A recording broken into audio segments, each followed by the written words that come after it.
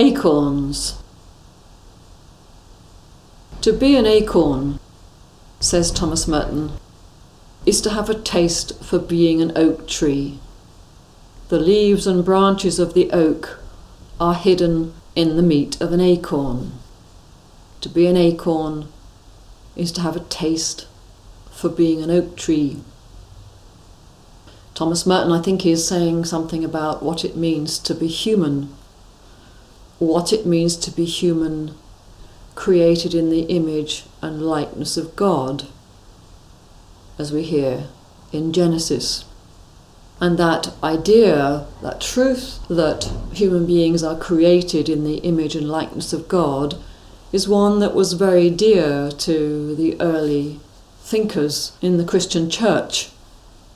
They were very clear that there is something about being human which is very close to God.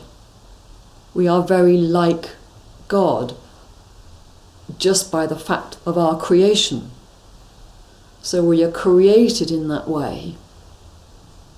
And if we want to, we can lead our life in a way that allows us to become more and more like God, more and more like Christ, with the mind of Christ. Another way they thought was that we had the spark of God already in us. And of course a spark can grow into a fire.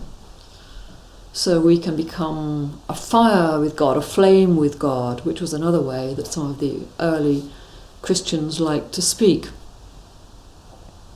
They also like to say that God became man in Jesus so that human beings might become God. So that was a very clear teaching, that we have the capacity to become God. And for the 2nd century teacher Origen, that was the point of prayer. He said that we don't pray simply to get benefits from God. Really, prayer is about becoming like God. So he had a much bigger vision of what prayer is about. How is it possible for us as human beings to know God? It's possible because we're already like God. We have in us already a desire for God. And that desire is the deepest desire of our heart. That's what is there in the core of us, is this desire for God.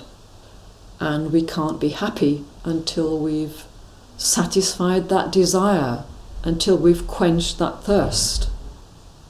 If we don't quench that thirst, we are always going to be in need. So, to be an acorn is to have a taste for being an oak tree. Let's say you saw an acorn lying on the ground and you'd never seen one before. You didn't know what it was. By simply looking at it, it would be impossible to imagine what it could become. It would be absolutely impossible to know that it had the potential for being a mighty oak tree. And so what Thomas Merton was saying in that image was that we have a potential hidden in each one of us to be something which is unimaginable. Cannot possibly imagine what we could be. We can glimpse, in general terms, what it looks like for a human being to develop their divine potential.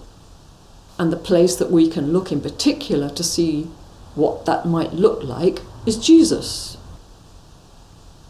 And other holy people who speak to us of God, who look like God, who look Christ-like to us.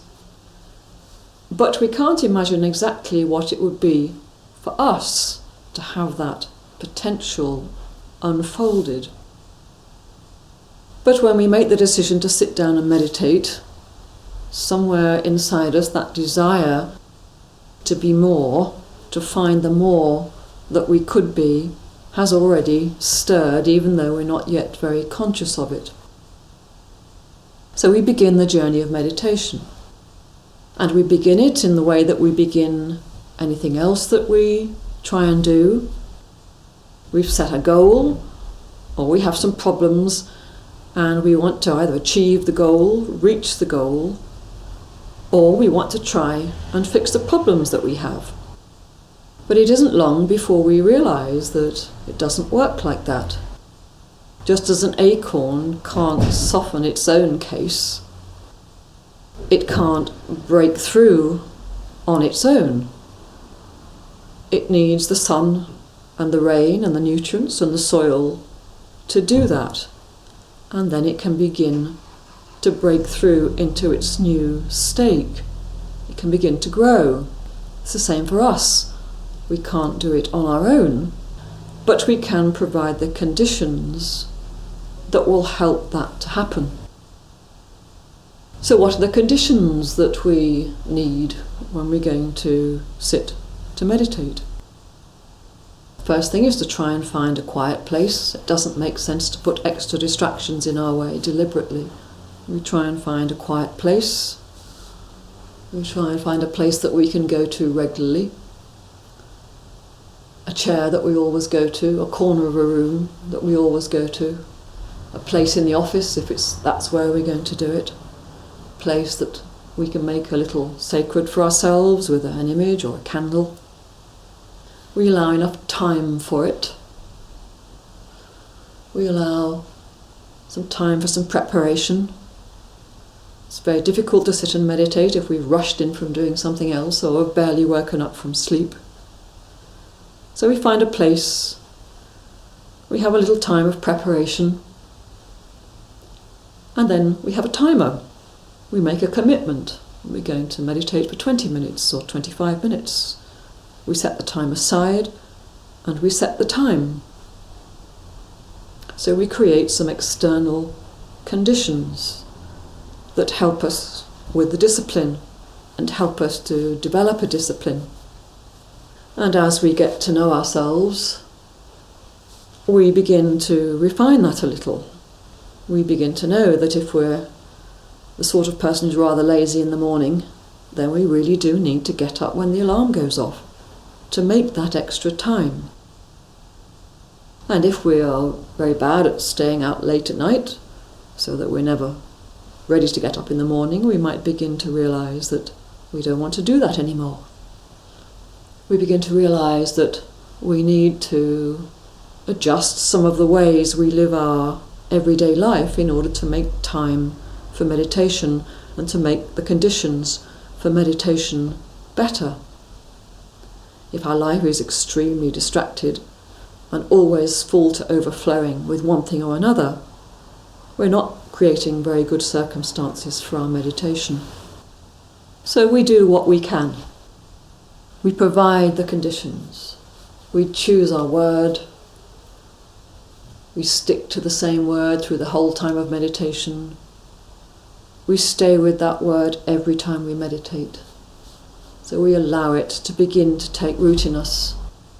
We discover it as a friend that we can take around with us during the day, that we can use consciously during the day or allow to rise up in our mind when we're not occupied with anything else. All of those things we can do. All of those things we can continue to do better, to do more faithfully, to do more lovingly. And the rest has to be done in us. That's the work of the Spirit.